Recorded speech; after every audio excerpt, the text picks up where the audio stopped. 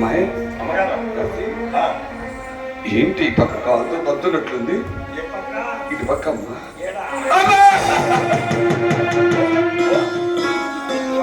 పొలాల్లో పడి తగ్గించుడు, పొలాల్లో పడి పిడుగులు మా ఇంట్లోనే పడుతున్నాయి అమ్మా.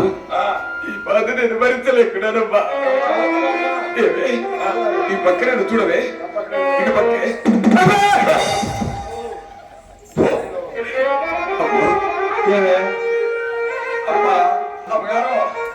అమ్మగారు ఈ రకంగా బాధపడుతున్నారు నొప్పులతోటి. ఊళ్ళో పోయి మంచి మంత్రసారాలు తీసుకురావే.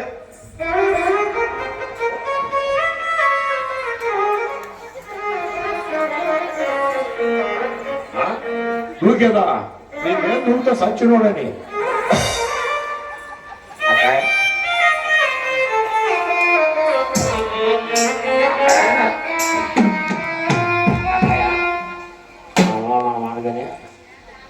మన ఊళ్ళో మాట్లాడుతాను ఎవరు మైకోసం బాగా అదే కంపులు చేసింది.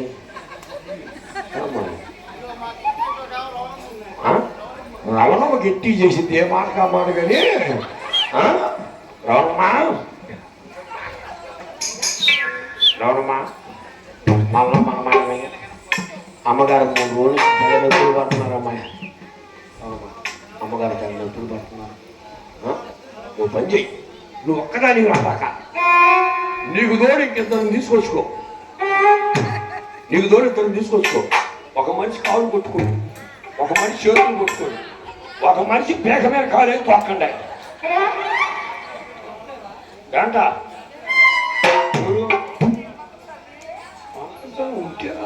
డబ్బులు ఇచ్చిందిలే, వాడు డబ్బులు ఇప్పిస్తాలే. అమ్మాయి మాధవే, నా సంగతి నీకు బాగా జరుగుతుందా? ఒక్క నాకు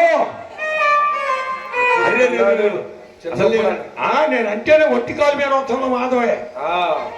ఇప్పుడు ఇట్టున్నాడు, చిన్నప్పుడు అన్ని మంచంలో నీకేం తెలుసో తెలియదు. ఏంది రెండు కాలు మీద యాడికి